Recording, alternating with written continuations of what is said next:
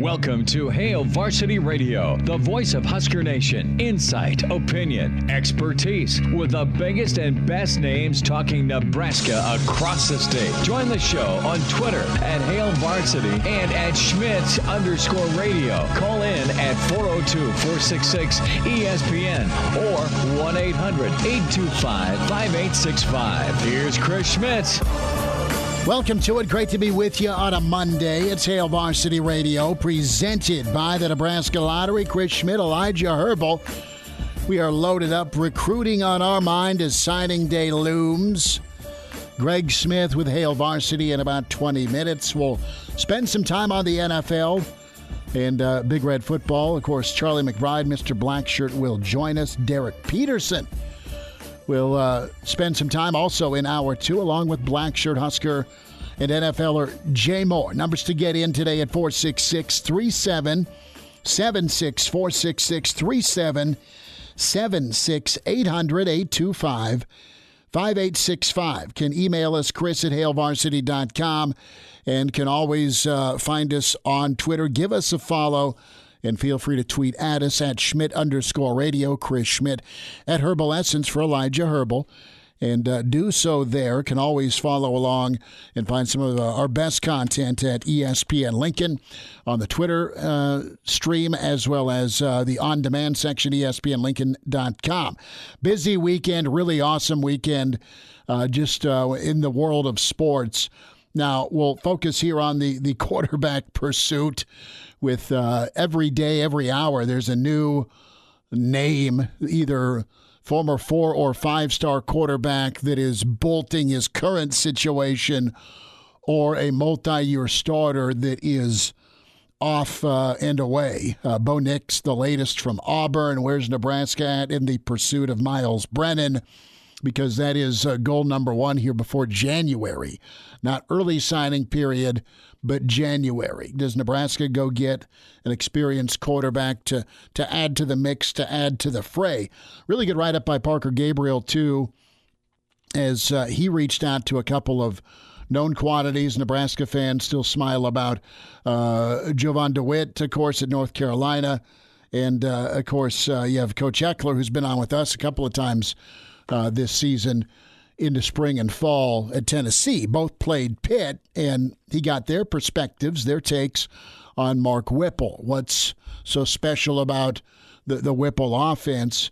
And this will make you smile, right, as a Nebraska fan, that and I always like to go back to the Bill Parcells quote, where Big Tuna is sitting behind the desk of a loss, and he was just upset. It was one of those losses that you scratch your head about, especially if you were a Cowboys fan at the time. And it got into grocery shopping and making dinner, right? If they want you to cook the groceries, at least let me pick the groceries. Always loved that. The way he paused it, and it was so thick. You know, Parcells was so thick with the Jersey accent or that staccato. You'd hope they'd let you choose the groceries. Well, that's what's cool. Sounds like Mark Whipple is a hell of a chef with where he goes, and given some time, he can see what you have and be successful with what's on your roster, or go help you add to said roster. So we'll dive into the quarterback spot in a moment.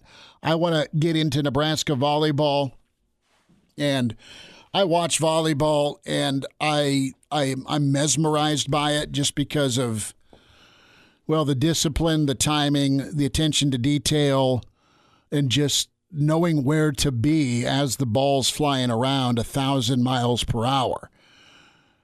I don't know it like Jacob Padilla or Brandon Vogel, and I always preface every time I'm going to talk volleyball, just being straight with y'all as far as level of comfort. Right, with just being able to talk volleyball. But I do know this, and I love watching teams peak. I love watching teams compete. I love watching teams have each other's back, and I love watching teams, and it's hard to, with a straight face, say underdog. And if you're ranked 10th in the country, you're damn good. But watching what Nebraska did to Texas against Texas made your heart warm Saturday night. And the way they came out, set 1 and 2, they had to hang on a little bit, but for a while it was a straight-up ass-kicking. I mean, they were up, they were comfortable. Texas, because they're really good, they're number 2 in the country, would battle back. And even in set 4, where it got a little dicey, and it was within a couple of points, Elijah, Nebraska responded. They responded with their defense. They responded with poise. And you go anywhere, right? And people that I think are casual volleyball fans, but they're Nebraska fans, that's all the buzz was, right? We're done doing our high school ball game. And by the way, Southwest basketball has a hell of a good team. We're done doing the basketball broadcast, meet up with friends and my wife, and we're having a beer and some nachos. And the whole bar we were at, I mean, that's all every table was talking about was Nebraska volleyball. There was hope, but some caution about going into Austin because of what type of machine Texas was, what they had back, what happened last time in the NCAA tournament.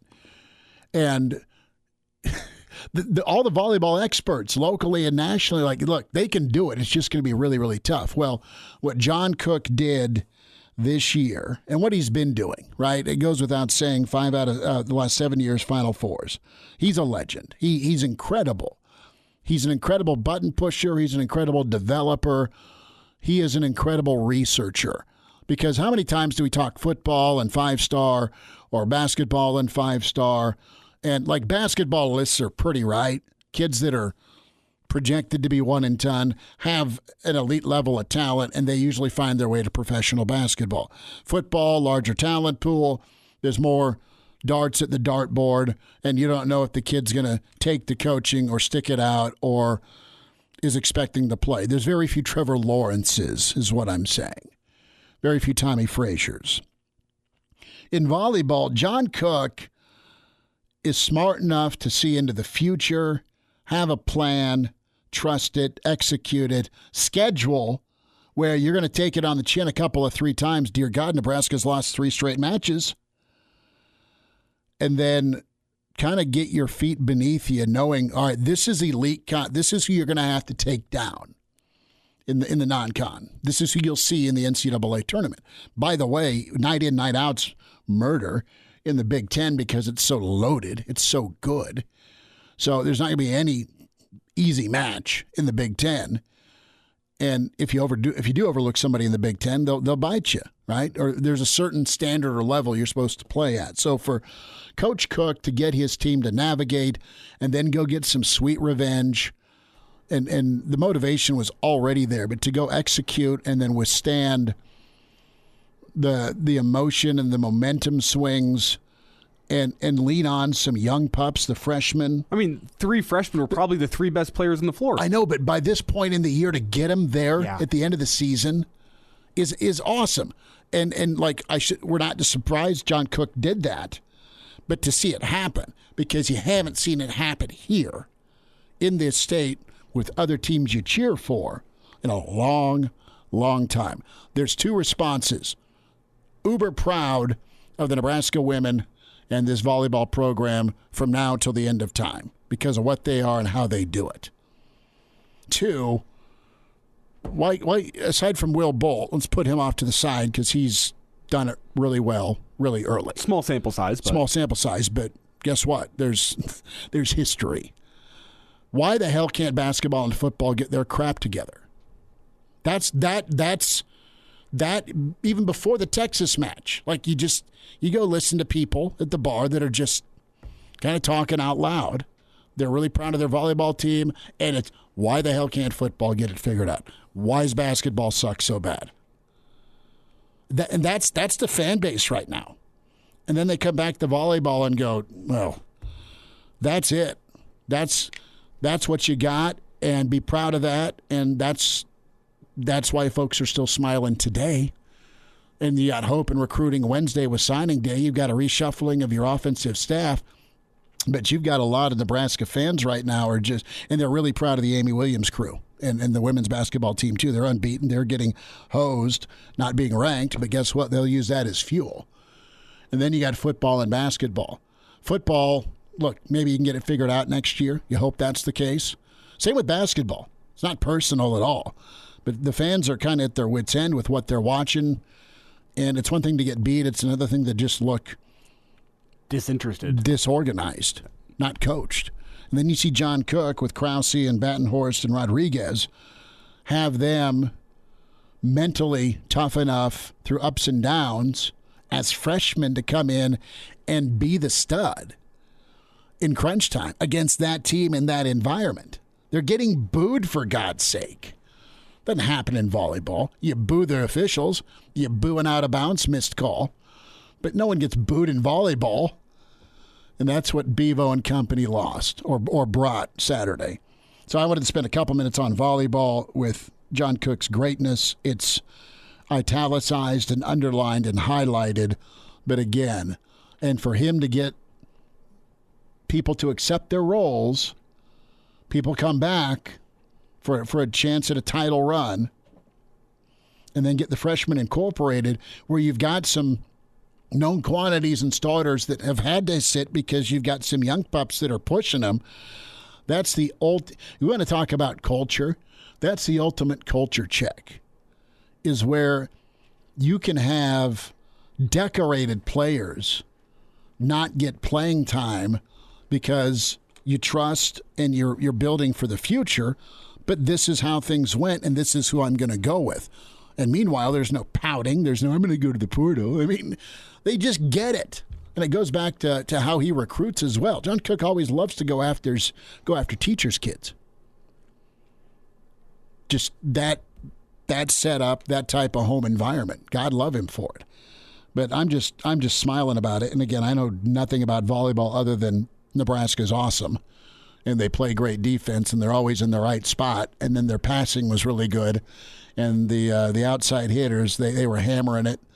So I was glued to it. And I was like, man, I hope they don't fumble this. Well, yeah, because Texas, they pulled off the reverse. They pulled off the reverse sweep against Washington, and at the end of that third set, I almost felt like, oh man, Texas was clawing back in the second set. It almost felt like momentum flipped in the third, but then Nebraska came out in the fourth and just stole that momentum right back. It was 22-21, and I think it was Krause or Battenhorst, one of the two, and someone will correct me if I'm wrong here, but one of the freshmen made the play to get it back to a 2-point advantage. I think it was Batenhorst out of system, I think. Okay. It was an out of system ball, I think, that she went. But she rose up and just center of the court slammed it. I mean, it almost looked like the scene from Meet the Parents where, the old volleyball shot to the schnoz over the net in the pool, right? So, no, it was really cool. And I mean, you're going to remember this volleyball team for a long time because they're back in the Final Four. And then the joy, like John Cook's got his Gary Michaels press shirt and looks proper all the time. And you've got a crew of volleyball women with their water bottles ready to go off on him. And he's, done his media thing. He sneaks back into the locker room, and they're waiting there just to get him. They douse him. You've seen the video on the Husker Volleyball Twitter feed where his hair's all messed up. But the smile he had, I mean, that's cool. That's joy because of where you started and where you finished, and the ups and downs for this team. I mean, there was doubt around this team in the middle of the year. Sure, you lose 3 in a row. Now, John Cook's got a plan, and the last time they lost 3 in a row, they won the national championship. I think that was back in 2015, where you might take some punches early, but by the end of the year, you're going to learn and be great. There's nothing you haven't seen. So good for him. Good for him. I wanted to just spend a couple of minutes on that. When it comes to Miles Brennan, you've got that quarterback target from LSU. A little bit more. His father, I think, spoke with a New Orleans radio station as to, how did Miles break his arm? Why did he miss extended time? And it was kind of screwy. Brennan had a handful, like you're going fishing, right? And like most of us dudes do, and I do this at the grocery store, where you're instead of grabbing the basket like a sensible person would, you have everything in your arms. Well, he got a flip-flop caught in on the dock and then fell and had a compound fracture. It wasn't drunken O Street Schmidt hijinks back in the early 2000s. And just saying, there's ways to break your arm, and a freak accident going on a fishing trip with your papa is an okay way to break your arm. It's not, hey, let's see if we can scale this third-story building. Right? Is there a story behind this? No, I listen, I've never broken any bones, thank goodness, somehow. So Brennan's the target, and you're going to have the Bushman on him. Bill Bush is excellent at recruiting. And as you shift and turn more towards portal, we'll talk with Greg Smith about this, that's where you go. You're going to look at experienced quarterbacks in the portal, and why are they leaving? Is this a good opportunity? Are they good teammates? Can you be good for one another for a year and then just do it again? Meanwhile, you pray, as we look at Nebraska Volleyball as our case study, that you're going to have really talented young people stick around, develop, and get better. That's the best of both worlds. Doesn't happen as much as it needs to in football or basketball. Greg Smith on the way with recruiting. It's a Monday with Hail Varsity. We're presented by the Nebraska Lottery. Hello, listener. Hey, it's Chris Schmidt with Hail Varsity Radio, and I wanted to let you know about a special deal just for listeners of the Hail Varsity Radio Show podcast. We're offering $10 off the annual subscription price of $29.99. That means that you, for less than $20, can get everything we do. 10 issues of our monthly magazine, our annual football yearbook, and all the premium content we produce at HailVarsity.com. Just go to HailVarsity.com/subscribe and enter in the promo code GBR for $10 off a full year of Hail Varsity. That's HailVarsity.com/subscribe, promo code GBR. And we're back. Fellas, think we could listen to the radio on Hail Varsity Radio, presented by the Nebraska Lottery. Yes! That's awesome!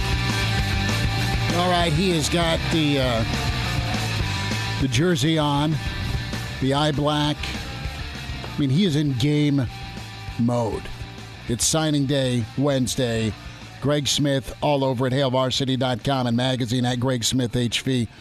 So do you just grab a cigar and pour a little whiskey after, once it hits midnight, the 16th, Greg? Or are you still just so Red Bull IV'd up that it's Sunday before you come down?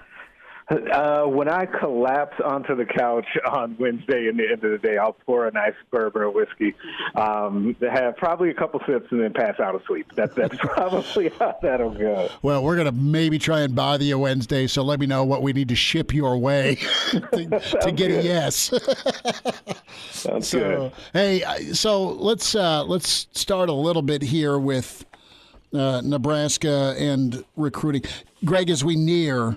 But what's your feel? What's your kind of intuition say here with how things sit with the high school class? Any names to listen for, or maybe numbers that elevate? I know Nebraska recently lost the running back out of Reno, and that was Ashton Hayes, who decommitted. Now I know they're in hot pursuit of the vaunted Emmett from Minnesota. Let's start with the running backs. Yeah, I think that'll end up being a swap for the Huskers here.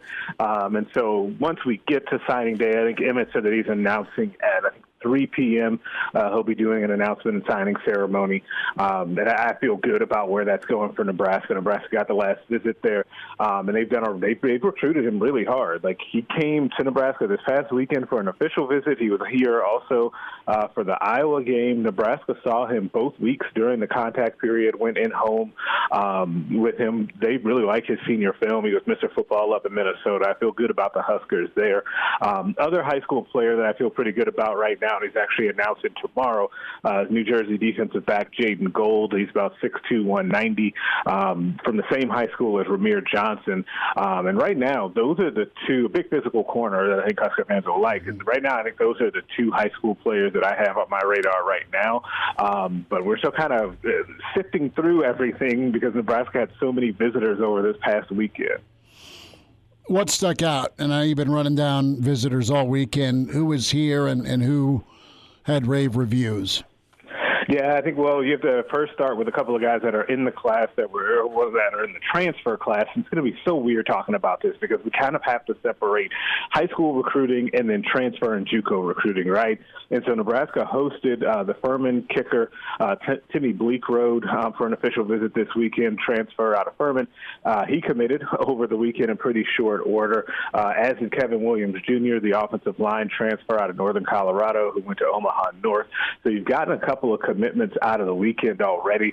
The one name that I'm really hard to get some more reaction from is Ben Roberts, the really talented defensive lineman out of Utah that's actually committed to Oregon. He had 107 tackles this past year as a senior defensive lineman, and I think 13 sacks. I'm always interested in guys that can produce that much on the defensive line, but he's a tough one to catch up with. And Nebraska had a number of guys on campus that could end up with the Huskers eventually.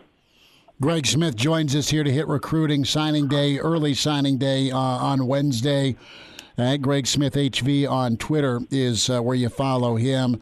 I know Nebraska's looking in the portal with Garcia Constata as a wide receiver.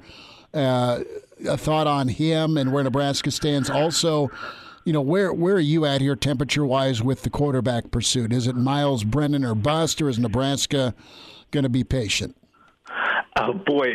So I'll start with the I'll start with the wide receiver. I say that's an easier one. I think Nebraska did a nice job, from what I'm told, of recruiting him. I don't think that he'll be taking too much longer on making his decision. As he's already, I think Nebraska was his third official visit since entering the portal. I don't think he has a ton of interest in kind of playing the game and dragging this out. I think he'll be, selecting a school sooner rather than later. I think Iowa State is Nebraska's biggest competition with him. Talented guy that can play in the slot, play outside, really a similar situation and play style as Samari Toure, who Nebraska had a lot of success with last year. So we'll see how that goes. With Nebraska's quarterback pursuit, the only player that I can really get anyone to say that they've offered as a transfer quarterback is Miles Brennan. I think it's going to be really difficult to kind of parse through who gets offered as a transfer guy, a quarterback, and who doesn't, because it just isn't playing out the same way that it does with high school recruiting. Now, as soon as everybody gets an offer, they put it out there. We still don't have full confirmation from Brennan himself that he got the offer, but multiple people have now told me at Nebraska that he's picked up an offer. I do think the Huskers really like him and have him number one on the board. I also think Nebraska is getting that assignment to Bill Bush to try to bring him home, as he's had a lot of success recruiting, as you know. I think the Huskers' chances are pretty good there, but every day, as we saw today, more and more quarterbacks are going into the portal, and it kind of muddies things up for guys as they wait things out. Yeah, Greg, I was just going to ask you about all the names in the portal. I guess two-part question here. First off, do you have a read on Bo Nix and the USC kid Slovis? And additionally, if Miles Brennan does indeed get in this class, do you see Nebraska sticking with one transfer quarterback, or is there potential for them to bring in multiple?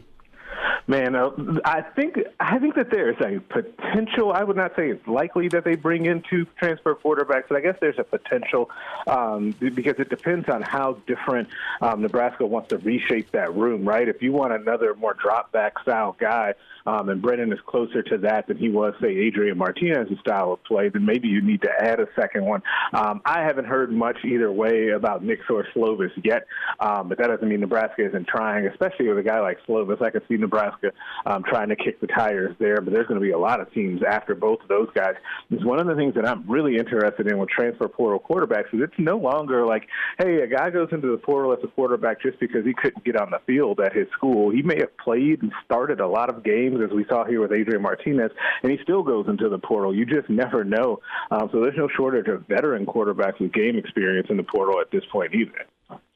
Here's the names that are out there, right? I mean, you got Nix, you got Brennan, you got Johnson, you have Rattler, you have Slovis, and you have teams that would love a quarterback. I mean, and to me, it's not just about, okay, who's going to fit with the Whipple system, and I think all those guys could, but what are the quarterbacks themselves that are moving on want?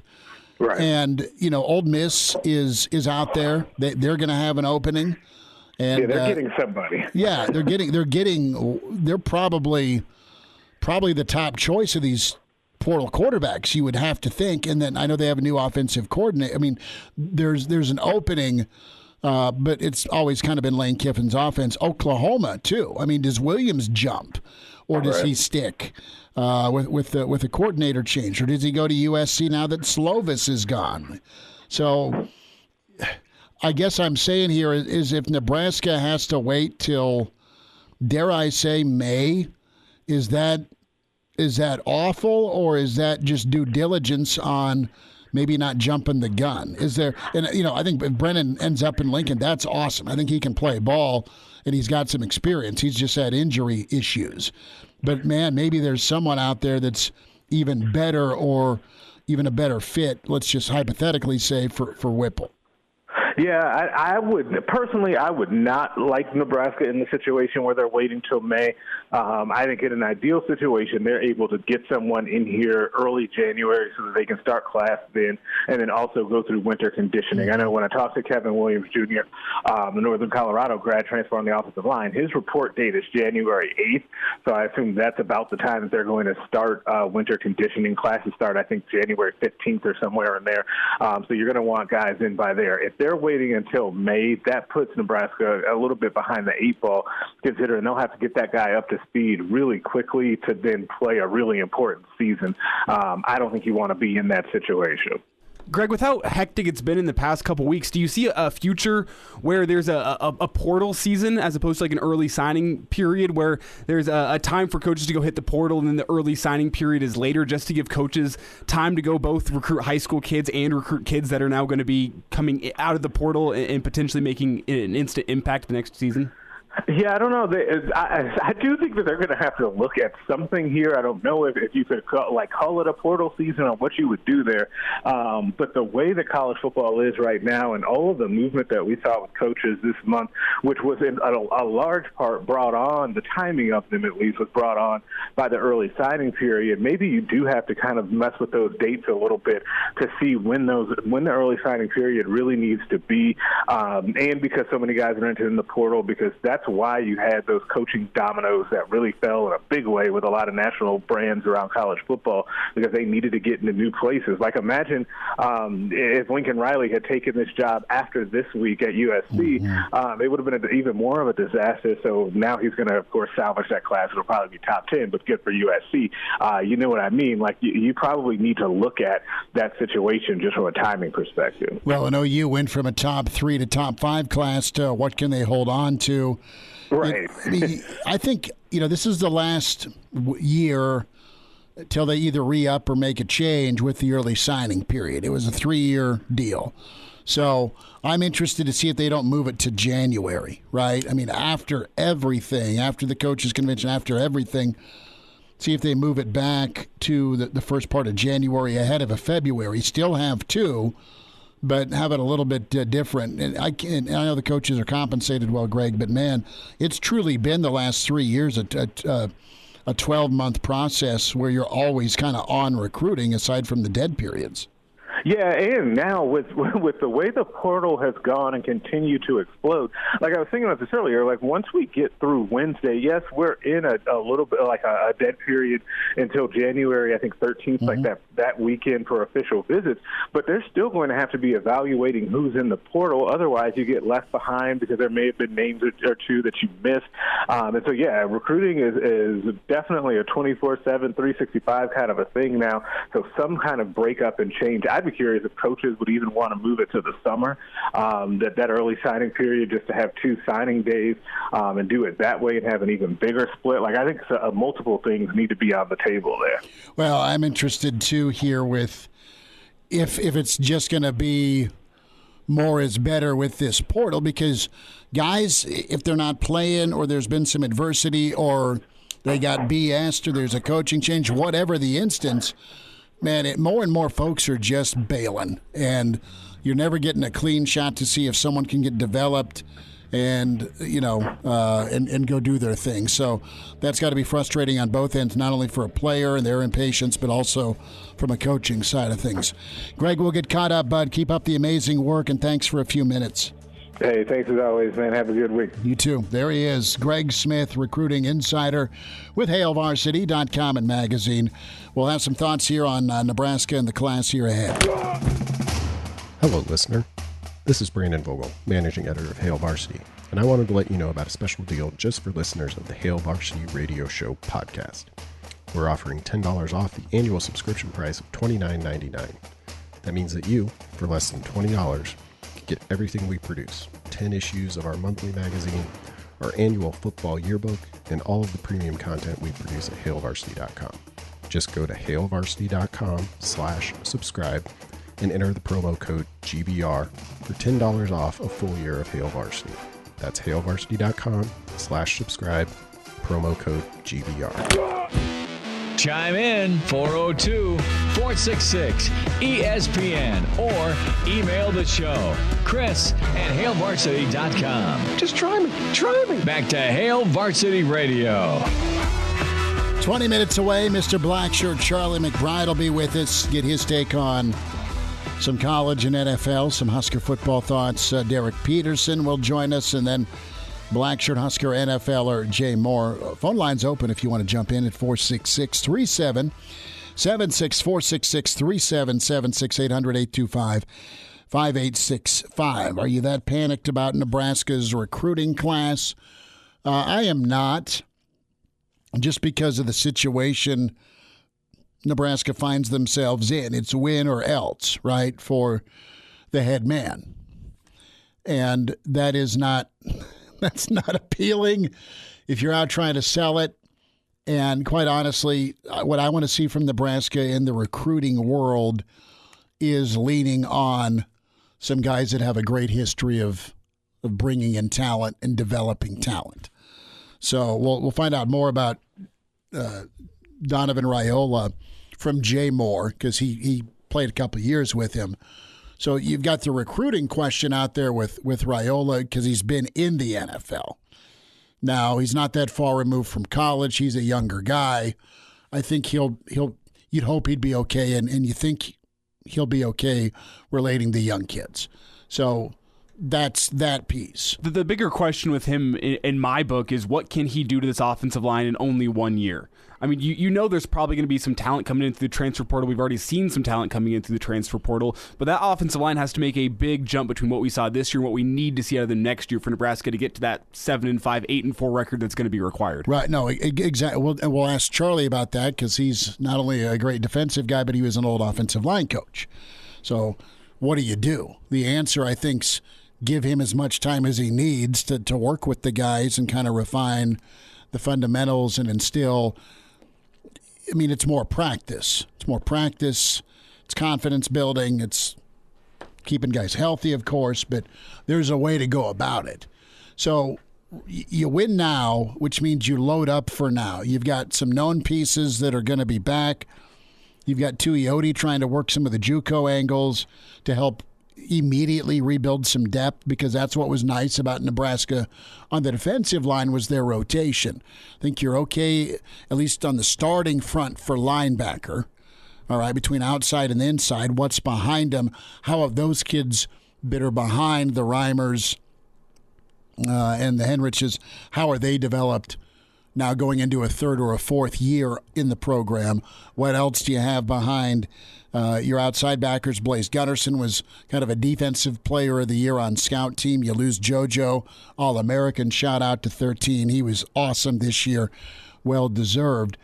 And honestly, with Nebraska football, it's interesting to see them shift, and that is the here and now. Go get the quarterback and use guys on staff to help evaluate some recruits that are out there, or recruit guys that are in the portal. You can mix and match. You can go free agent shopping, so to speak, but you can't be wrong to help bolster what are some major question marks or some known quantities for the football team. And listen, Ron Brown, Bill Bush, they're both on staff right now. I think one of them will be your next full-time assistant named. You've got Mickey Joseph he's knocking on doors. There's a lot of flipping he can do. There's also the radar's up. Mickey and Bill Bush, they know everybody. I mean, they just do. Mark Whipple knows people. You have that option to kind of be a hub, knowing what needs to happen. If you're okay with that as a player, and really what guys want is probably a change of scenery and a chance to go ball out. Mm-hmm. So that's it. Give them that opportunity, and let's hope it all works and all clicks. Nebraska basketball for a second. Oh, well, just hang with me for a second. It's kind of always the same story, isn't it? Where they'll start out okay for the first 5 to 7 minutes. Auburn's really, really good, but it was just tragic on Saturday where it's such a beatdown and blowout that ESPN, it's your two favorite announcers that did your NC State game, the game was so bad that they needed to go find filler. Now, at least they found filler in the form of Charles Barkley. Oh, and Kevin Durant eating nachos for a full minute. Right. And I love Chuck Barkley. Charles Barkley is awesome. But the point is this, it's another three-point barrage where a team hit 45%, 14 threes on you. You get whacked for a second time in a row by 30, and then you get leveled in the paint by 22. The one bright spot is Wiltshire did kind of find his stroke again. He had 17 points, and he ended up hitting some threes, a lot of them from the top of the key, which was good. I mean, he's a guy that you brought in to be a catch-and-shoot fella for you. So maybe that starts happening. Derek Walker continues to be gritty. You know, Verge and McGowan's did what they could, but Nebraska, I mean, it was preached and preached and preached to take care of the basketball. They did not, and it turned into, a dunk contest. It was fast break after fast break after fast break. And, hey, let's throw in back-to-back alley-oops, too. It was just one off the backboard. Yep. No, Nebraska just was super stupid with the basketball on entry passes from the baseline to the sideline. Just awful passes. And they got a week off. They've got finals to jack with. And then you got K-State coming to PBA on Sunday. So I hope Nebraska can kind of focus and figure it out and be competitive again. Big Ten season's staring down at you. You have Kansas State. There you go. Speaking of Kansas, was in Kansas City yesterday and had an opportunity to go with Jay Bird and his family down to see the Chiefs and Raiders. And ran into our old buddy Sparky down the hall with the Blaze. He's a longtime Raider fan. So, yep, quit watching at half. Vegas kidnapped a bunch of high school kids and said, "You go play Patrick Mahomes." No, in all honesty, it was right in front of us with the logo stomp. Total Raider thing to do. But what I got to say is this about Chiefs fans, and I was sitting next to a couple of folks that used to have 4 season tickets and now have 2 season tickets because, with the Mahomes era and winning a Super Bowl, it's like costing them like $15,000 now to have 2 seats. I splurged for Junior. We went lower bowl. Usually it's free KFOR tickets for preseason, and we're next to the sun, in the third tier. I splurged. We went lower bowl. We were up close to the action. It was cool to see Will Compton back in the NFL and greeted by his teammates. But we had this hippie, this mid-30-year-old guy that was just loaded, wearing his Chiefs jersey, talking about, we're going to hang 30. And I didn't care. I just wanted to go watch NFL football. But he had so much to drink that the rest of the Chiefs fans tried to move him out of the section, and then he picked on the wrong Raider fans, like founding members of the Black Hole Raider fan. They had the teardrop tattoo. Like became Raiders fans in prison? Yes. Legit. And he just started just mouthing to them, and they were the wrong guys to talk with. I was hoping to at least be on the periphery of a fight in Arrowhead. Could have been on World Star. I didn't get that opportunity. And now, back to Hail Varsity Radio. I don't know if I can swing this or not, but maybe 2 NFL games within a month. So, went to the Chiefs yesterday against the Raiders, and it's not supposed to be like that. And the Chiefs fans were loving it because they were hammering the Raiders, and they hate the Raiders. And you had a couple of dudes that were so angry walking back into the tunnel after they finished their pregame stomp session that it was like the look in their eye was frightening before they went into the tunnel, some of the Raiders players, and they come out and get worked. And credit to Kansas City because they've rebounded. Their defense is playing great football right now. They're getting after the quarterback. They're tackling. They're forcing turnovers. Mahomes is Mahomes, right? But they're better, and this is no accident with Clyde running the ball. There's more of a commitment to the run game with Kansas City, and that's why they have really flipped the switch because you've got Buffalo fading, although that was a hell of a comeback against Tampa. And then Tennessee's without, King Henry, they're still navigating their way. Cincinnati's not what they were in Baltimore. I know Lamar's going to play next week despite that ankle issue. But really, Kansas City's kind of flexing right now in the rest of the AFC, and they can take over division lead Thursday night against the Chargers. And Herbie, God, he looked good yesterday. Justin Herbert throwing the football. So that's kind of your game of the week this week. Kansas City looks to be in better form. I'm thinking of trying to get out to Denver with pharmacist Jeff the first weekend of January. To watch the Chiefs again? Yeah, watch Kansas City, Denver.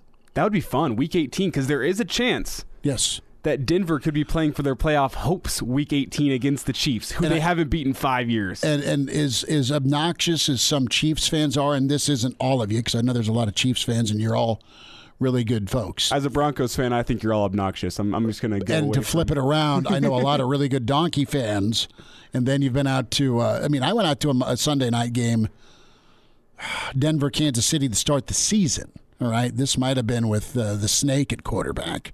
The other Snake, not Stabler, but Plummer. That guy. No, KC Denver fan hates one another, period. End of discussion. But you both hate Oakland, or I should say Vegas. Yeah, I had a tough day yesterday. Tell me. I'm sitting at home, and I'm like, well, I love seeing the Raiders get blown out. That brings a smile to me. Watching Kansas City go nuts. The fact that it was Kansas City doing it brought me back down to earth. But I think what made it all right in the end was the fact that we got scoregami in that game. So you're familiar with scoregami, correct? Tell me. So scoregami is there's these people on Twitter that go and look for they have an algorithm that goes and finds scores. In yesterday's game, Las Vegas, that's one in the swear jar, and Kansas City. That score had never happened before in NFL history, and that's called scoregami. Oh, wow. So I believe yesterday's was the 1,071st unique score in NFL history. So we got scoregami at the end of it. So good thing he missed the extra point. And what was so funny is this guy that was hammered, and he had kind of the braided beanie hat on. I'm sure I used to live in Omaha. I'm glad you're not there now. He, I swear, for a time, he probably followed Fish, the band. Mm-hmm. And... Junior was sick of him yeah, give me a 5, bro, in his ear. So every time Vegas would get a first down, Carson would turn around to him and say, we're coming back. First down. So you had these 3 freshmen in high school just continually pimping this hammered Chiefs fan. And they ended up leaving the section, thank God. Pardon the interruption, but I'd like to save you some money. Hey, it's Chris Schmidt with Hail Varsity, and I wanted to offer listeners of this podcast $10 off the price of an annual subscription. That means that you, for less than $20, can get everything we produce. 10 issues of our monthly magazine, our annual football yearbook, and all the premium content we produce at HailVarsity.com. Just go to HailVarsity.com/subscribe and enter in the promo code GBR for $10 off a full year of Hail Varsity. That's HailVarsity.com/ podcast. Subscribe, promo code GBR. Welcome to Hail Varsity Radio, the voice of Husker Nation. Insight, opinion, expertise, with the biggest and best names talking Nebraska across the state. Join the show on Twitter at Hail Varsity and at Schmidt_radio. Call in at 402-466-ESPN or 1-800-825-5865. Here's Chris Schmidt. Welcome to an hour two. It's Hail Varsity, presented by the Nebraska Lottery. Chris Schmidt, Elijah Herbel, and we welcome in Mr. Blackshirt himself, Charlie McBride, with us a Monday with Charlie. Coach, how was the weekend? What do you know? Oh, the weather's beautiful, so I could go out and work, rake leaves. That's what I've been doing. Did it finally thaw out? All that winter storm went away? Yeah, I'll tell you what, it was the last couple of days have been really nice. You know, they haven't been in the 30s, it's been in the 40s, and it's been good with no wind. Man. That's the big. You're right about the wind. We'll have 55 today, I think, is where we hit. We'll have 72, Coach, on Wednesday. You're kidding. Boy, that sounds good. Well, it's 70 with thunderstorms. Yeah, well, listen, we're not going to bitch and moan on 72 on December 15th. Elijah's like, wait a minute, there's going to be rain. It's gonna work. So it is recruiting season, and the early signing period is Wednesday, Coach. And I want to start off with just that mindset you have to have. You and the staff had this when it came down to it, when it came to closing for kids and getting them in. And it's way different now, but I mean, you guys always did so well with the recruiting process, the evaluation, and then the development once they got here. But was that something you had to get used to, or you always kind of loved the recruiting aspect of the job? When you're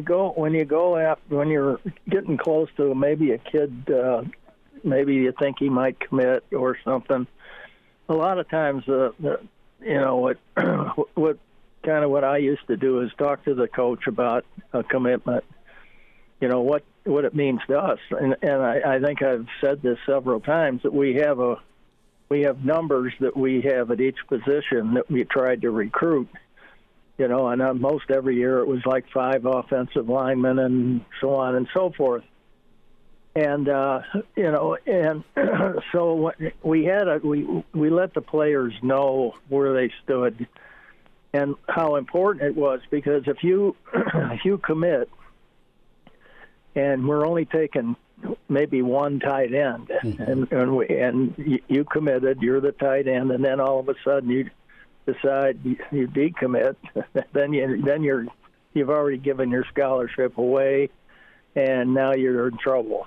And so the thing is, we made it really serious, and we want to know where the coaches stood on it, where the parents stood on it, and kind of put it in a way that it's a real commitment. You can't actually, some of the parents didn't let their kids talk to anybody when the phone rang. And and the coaches said they're not letting anybody talk to them at the school because they're already committed.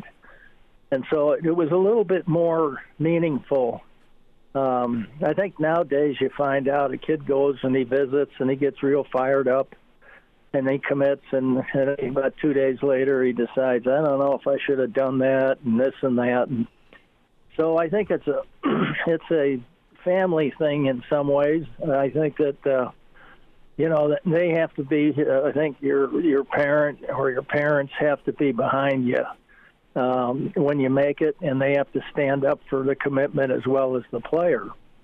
And I think if you explain all that to them, you're going to lose one once in a while, and I did. I lost one tonight, just like tonight, and they signed tomorrow. I lost them tonight because Michigan sent all the guys from Detroit over to see him, about 15 kids. I think there was 12 or 15 players went down there and just put the pressure to him. And he called me and told me, in the morning that he was going to, sign with Michigan. And I felt like, well, that's okay. I can't do anything about it, but as long as he signed with an in-state team, I felt good. If he had gone to Notre Dame or something else, I would have felt a little bad, worse about it. But it was his decision. And then about 2 weeks later, 2 weeks after he got into school, he called me, wanted to transfer. I told him, no way, you're not going to do that. And this kid now he was an All-American linebacker at Michigan, and then he went on. He's now the linebacker coach for the Buccaneers. His name's Larry Foote, and he's a kid that I've kept in touch with. I think Debbie and I went to see him play his last year. He played, and we were friends. And things like that. So a lot of times you don't get that close to players, but when you have that whole time, that all the way to February, it gets a little easier to talk to them. So right now, the way they're doing it now, I think it's somewhat. They take it as a commitment's okay, but if I feel like going, they take visits. Now, if at our time when they committed, then they became uncommitted if they went on another visit. That was cold. That was already told to them. So if you want to take other visits, don't commit. And and if they wanted to come here and they want to be the one player, say at the tight end, or the one of the 5 that were offensive linemen, or 3 or so defensive linemen, then that's that they know where the numbers are, and I think that's important. And I think it puts a little pressure on them, because once they commit, that means that if we're filled up with 3, that means we could have gone on and gave some kids not going to get a scholarship because that wanted to come maybe, and it causes a little bit of problem in there. So we made it pretty serious. Charlie McBride's with us, Mondays with Charlie. That's fascinating. I had not heard that as far as how you guys went about it, and just the maturity required from you guys to the kid if he was going to commit, how serious it was. Yeah, go ahead. I was going to say, when it comes to this portal, what's your feelings on the portal, Coach? Because Nebraska seems to be shopping for a quarterback. I have trouble thinking that the kids that we have aren't good enough, but I don't know. I'm not there, but apparently, if I was one of them, I'd be seriously thinking about the portal. If they were outwardly going out and recruiting another quarterback. Here I am, a freshman. I got 3 years and 4 years left, and if a senior comes in here, what they're telling him, he's going to start.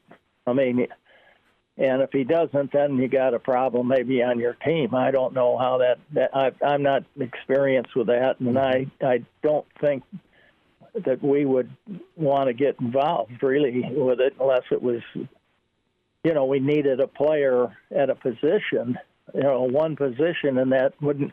And if we brought in that player, it wouldn't hurt anything. It wouldn't cause any problems or anything like that. I think nowadays, when you do that, then they feel like, I can do that. I can leave if you want. If you can do this, I can do that. Well, I always thought in high school, the kids in those days, at least, the commitment meant something. And if they did decommit, which I don't know, I probably had some, I don't remember any of them decommitting, to be honest with you. But it's a fact that if they did, a little bit about his personality, that he's, a guy that'll quit on you. There's no, and I'll tell you what, in a bunch of cases, as you know, the receiver that we had from Minnesota went down to TCU, and he quit this year. there, and he didn't, I guess, play at all. So, he had a pretty rough. He had broken records at Nebraska, done everything you'd want to do, and then turned around and went home. And he had some problems, but they could have been taken care of pretty easily. And but that's what happens. A lot of guys, you never hear from them again. Well, Coach, the way I see the transfer portal, especially here at the quarterback position, is that it's always a good thing to be bringing in more competition for the guys you have on your roster. But is it more nuanced than that, in your opinion?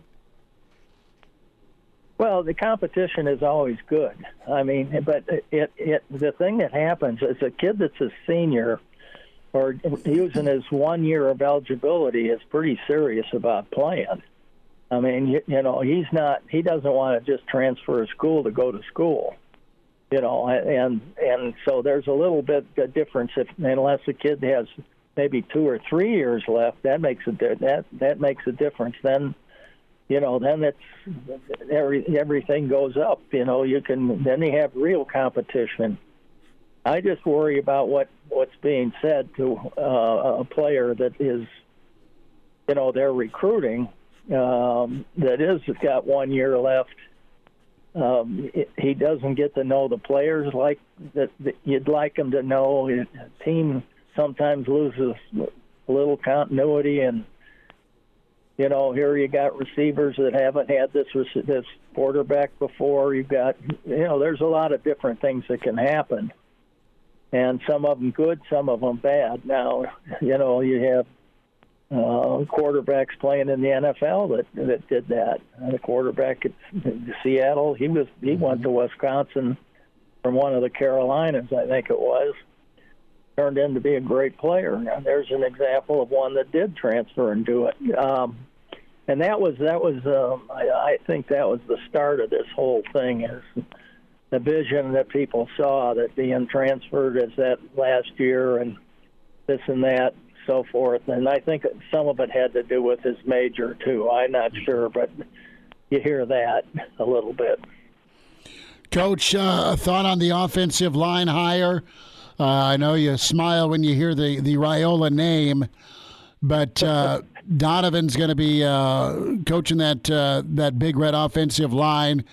What do you know or remember about Donovan? I know he was at Wisconsin, but I know you have contacts at Wisconsin as well. And what's going to be key for him once he gets with this group? What's he going to need to do and ask the kids to do? I think the one thing he's going to need to do is talk with the weight coaches and decide what things he wants to be sure they're good at. And, if it's speed, if it's flexibility, or a lot of those things that a kid doesn't have, especially the big kids say. They have trouble a lot of times with flexibility and things like that, and that's a big thing, and it's harder for a big tall guy to really run block. I mean, he has to really get down and do it.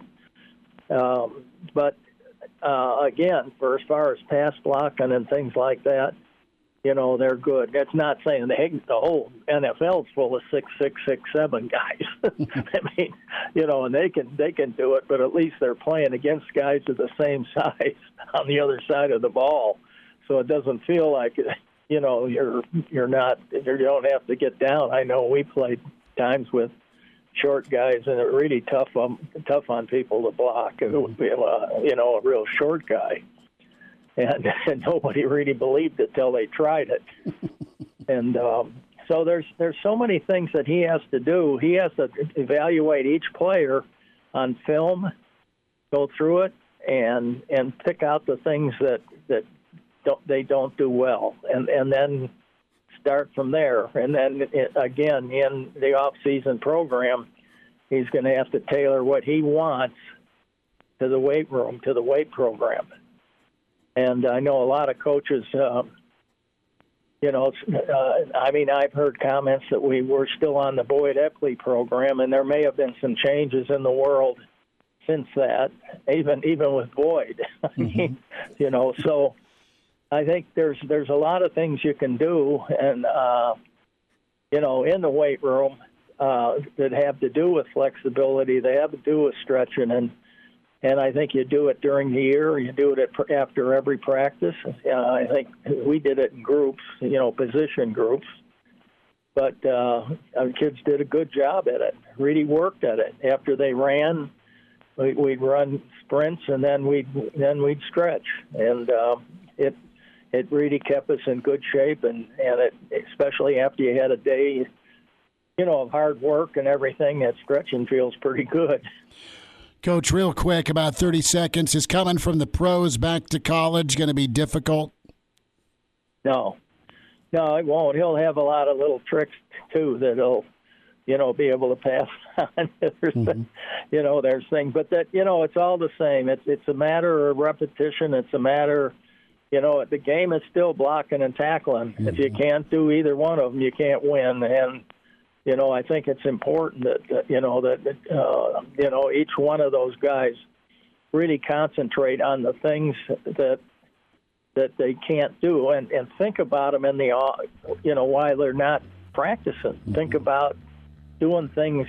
You're going to talk about dreaming about doing good things and stuff like that. I think that is a motivating factor.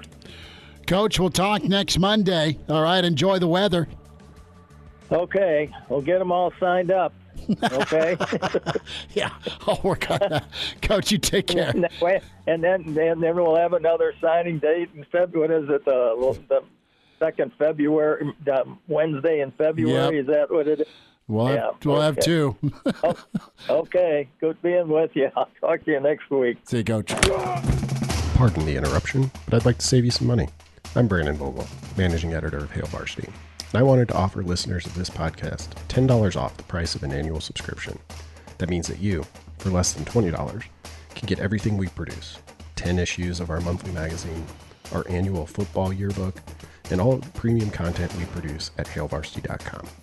Just go to hailvarsity.com/subscribe and enter the promo code GBR for $10 off a full year of Hail Varsity.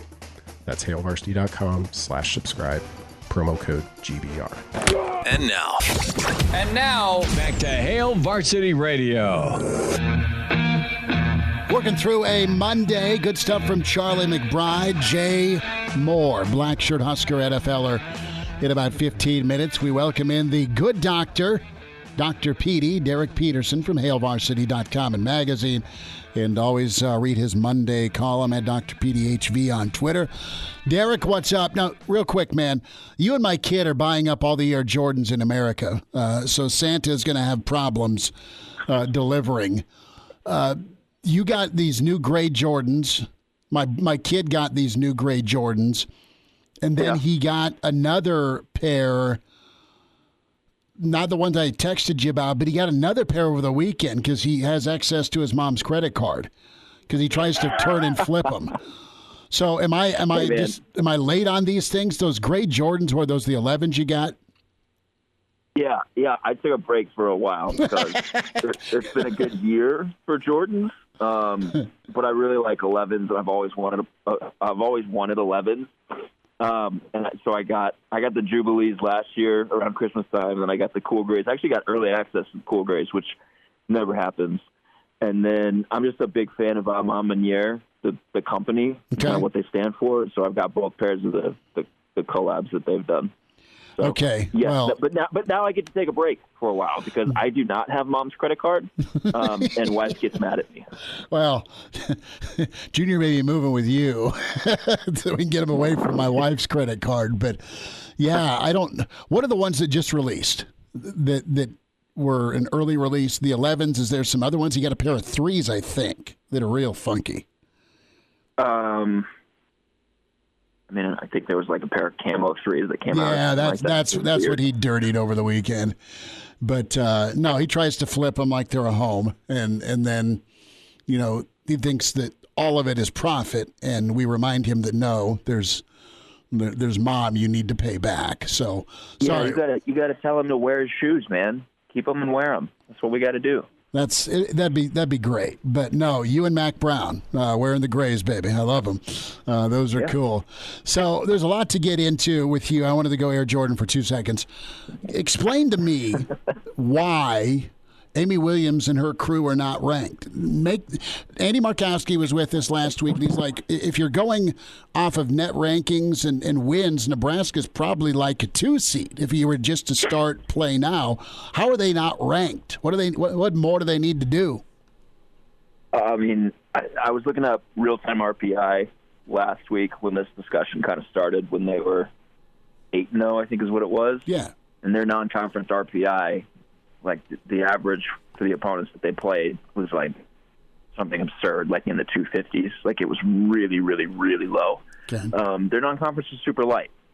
And I wrote this in my column last night. I was like, look, it doesn't, like the AP poll is meaningless in college basketball. And like with the college football playoff ranking, AP poll is pretty meaningless in college football too. It's not really anything that Amy Williams cares about. It's not something that the team should care about.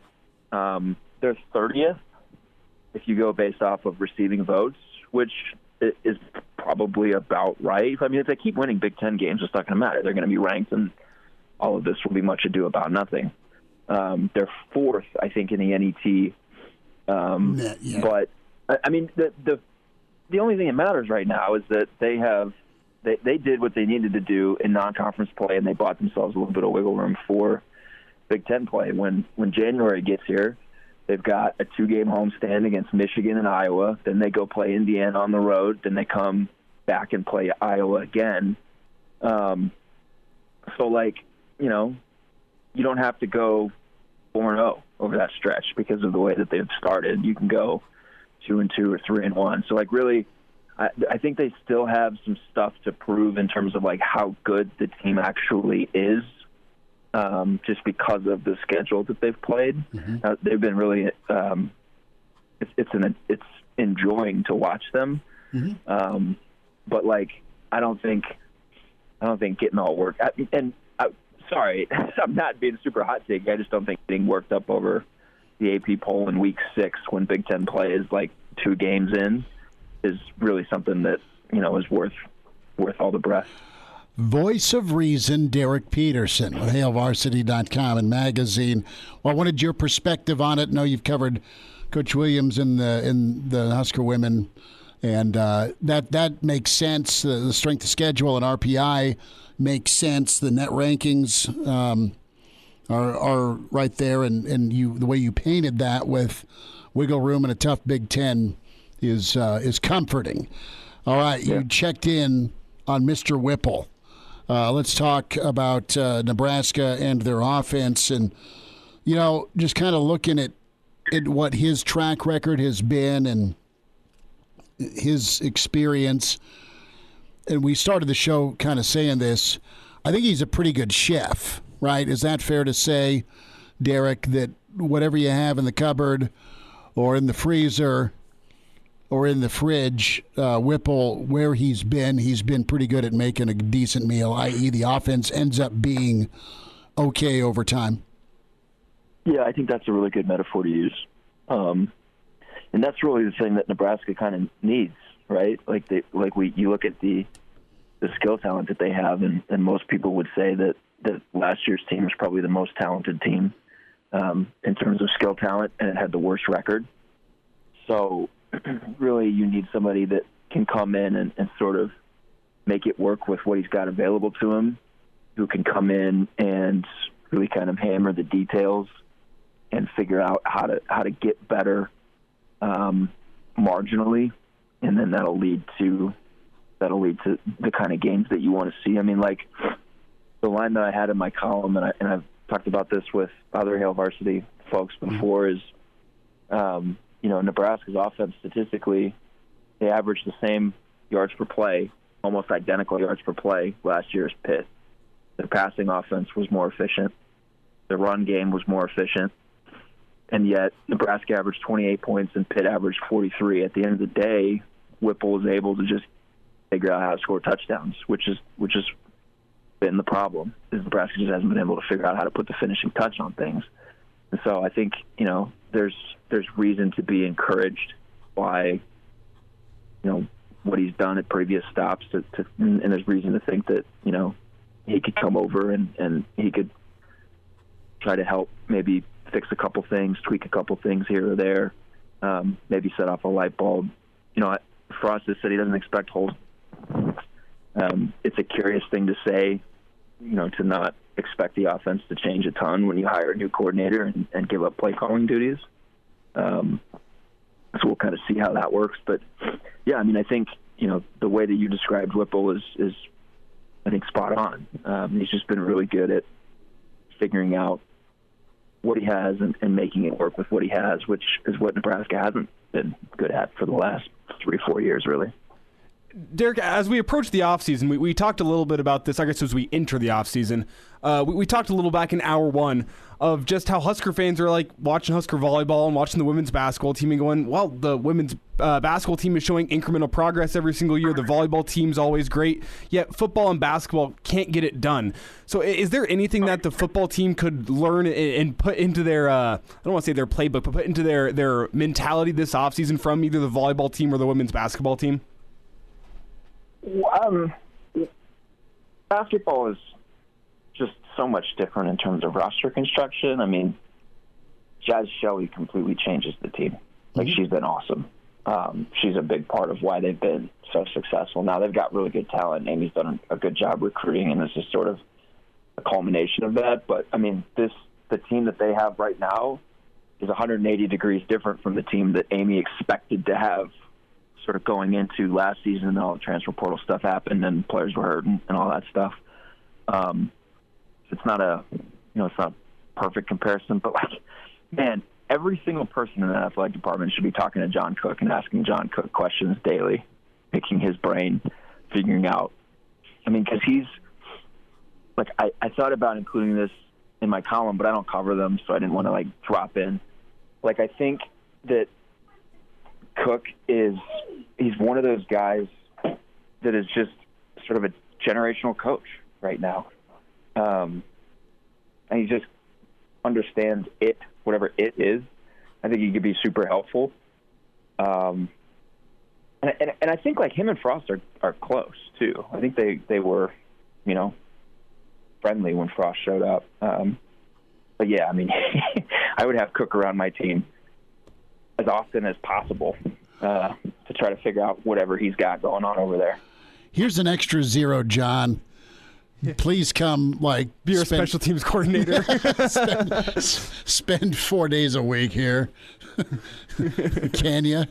Yeah. That's just it. You nailed it. He is generational, and it's really cool to see that mesh of freshmen and seniors and super seniors band together, have role acceptance, cheer for one another. And you kind of get it. You grew up in Oklahoma. I grew up in Lincoln. There's just no love for Austin. Austin's fun to visit. It's a great party town, wonderful folks. And then there's sports teams, Derek. Yeah, they suck. Horns down forever. Yeah, horns down forever. You just can't get me to say a nice thing about Texas. No, it can't happen. I had family go there, and that was a good time. Bad football game, but man, it was.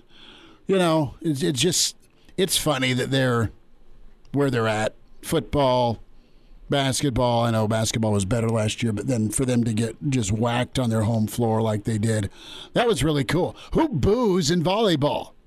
Oh yeah, Texas. Texas does. You would think that they would know how to lose a little bit better, given everything that's gone on the last couple of years. But alas, they do not.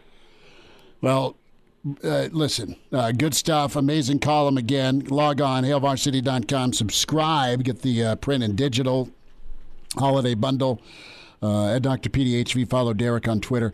And the Varsity Club podcast that drops every Friday. And subscribe to that. Google Play, iTunes, Spotify. Dr. PD, have a good rest of your week, bud. We'll get caught up again. And thanks for the time tonight. Yeah, sounds good. Thanks for having me. See you, bud. There he is. Derek Peterson, Dr. PD. Good stuff. Good column. And we will hear from Black Shirt Jay Moore. Some thoughts on the NFL weekend from Jay. And an update on Donovan Raiola. Because Jay and Donovan worked it well for the Nighthawks in Omaha. So teammate on a teammate. We wind down a Monday with Hail Varsity. Like what you hear, high-quality radio and podcast is part of what we do at Hail Varsity. Hey, it's Chris Schmidt with Hail Varsity Radio, and I wanted to offer listeners of the Hail Varsity Radio Show podcast $10 off the price of an annual subscription. That means that you, for less than $20, can get everything we produce, 10 issues of our monthly magazine, our annual football yearbook, and all the premium content we produce at HailVarsity.com. Just go to HailVarsity.com/subscribe and enter in the promo code GBR for $10 off a full year of Hail Varsity. That's HailVarsity.com/subscribe, promo code GBR. All-State, 2-year starter, and rush in for the Big Red and NFL vet. Is Dudeness or Duder or El Duderino if you're not into the whole brevity thing. It's Blackshirt Jay Moore with Hail Varsity Radio. Back into it. It's Hail Varsity Radio, presented by the Nebraska Lottery. Husker NFLer, and of course, co-host Big Red Wrap-Up Jay Moore, Blackshirt Jay, with us. How's Daddy Daycare, man? You sound fired up. Well, nothing like having school closed, daycare closed when it's one of the nicest days of the month, and probably the last good day we're going to have for till next spring. So that's a little infuriating, but hey, it is what it is. Duty calls, so I'll suck it up and get it done. Mav's so awesome and is so opinionated. Does he have some takes on Husker basketball? Oh, he's had a few. Yeah, you'd have to get the bleep button out, or delay button, So that's about the only choice words you have for that dumpster fire right now. It isn't good. Jay, I want to turn your attention to a teammate of yours, Donovan Raiola. Both of you played for the Nighthawks. Mm-hmm. You know Don a little bit, and it's been a while since the official hires have all come through. Now we've spent the last couple of weeks leading up to some of the names. Now we know a lot of the names. But give us your take on Raiola, and I know you've had a chance to chat with him. He's got to be excited. How jacked are you with where Nebraska's O-line can go under him? Yeah, when the official announced, I kind of knew that it was him, but I didn't want to say anything until they came out with the official announcement. And then once that was made last week, I texted him. I said, I knew you always wanted to be a Husker. when we played, he sure let me have it about the beatings we got in Wisconsin. So I'm happy for him. He's rose pretty high fairly quickly in the ranks of O-line coaching. He got into it pretty quickly after retired from football in, I think, 2012. So I'm happy for him. Obviously we know it his older brother brought to this university, and then what he did in the NFL, and then obviously you think it increased your chances of getting his nephew here, who's a hell of a quarterback down in Texas. So happy for him. I think he's going to bring some more attitude, some intensity, some nastiness to this O-line. Don was, he's not the tallest guy. He's not as big as Dominic is. So he had to fight and claw and learn, really play with really good technique to make it. So I think he's going to get that across to his kids. I think the biggest thing this group needs and he'll bring is just giving them attitude. They just seem to not play with that edge, that chip on their shoulder. Like I said, they've been a little too soft for my liking. And I usually have many, I don't usually get along with too many O-linemen anyway, just with my past history. But they need to kick it up in gear another level to get this offense. And now Whipple's on board as well to get them going to where the thing needs to go to be competitive, not only in the Big Ten West, but just in the Big Ten as a whole. When you look at Raiola coming from the NFL, do you think that's an easy transition? I know he's got to come pick up and learn a little bit of recruiting, even though he was at Notre Dame. But do you think that the transition coaching-wise will be all right going from an NFL team to a college team? Yeah, it should be fine. The biggest thing is recruiting, and you just don't have your guys as much. You have some time limits, some restrictions on how many the total amount of hours that you're allowed to spend with your kids. NFL, there really isn't that. There's a little more of that now, just the new CBA. But I mean, during the season, you're around them. It's an 8 to 5. So you're around them a lot more. And in college, you're around about practice and in either pre-meetings or post-meetings, but they got to take care of their classwork as well. So it'll be a little different, but I mean, he knows it. I mean, he played college ball, and he knows what he's getting into. It's just dealing with what he has here, and it's recruiting better kids to perform in this offense, and then maybe whatever this new look offense or the new offense or whatever the tweaked offense that we're going to see this upcoming year is going to look like. So it shouldn't be that big of a transition. I mean, you still have a center, 2 tackles, and 2 guards, and you have a ball and a quarterback and a running back. So, it's still 11 on 11. So I think you should still do just fine. A few minutes here. Jay Moore with us, Hail Varsity Radio. Jay, put yourself in a headset. I know you played a lot of years. Would you spend more time focused on the portal, or would you still go high school for a development standpoint? How would you attack that if it was up to you now when it comes to recruiting and putting a roster construction together? I believe Nebraska is going to have damn near 50 freshmen on this upcoming, on the roster. It's one of the smallest classes I think they have taken, in a signing class as freshmen, just because you have so many, freshmen. So looking at that, they got to get older. You got to hit this transfer portal. You got to hit it hard, I think, and you got to get, you got to look at some immediate impact guys. You're going to need some old linemen. You're going to need, obviously, you got to look at the quarterback position. You're going to have to look potentially at the wide receiver spot. I would look.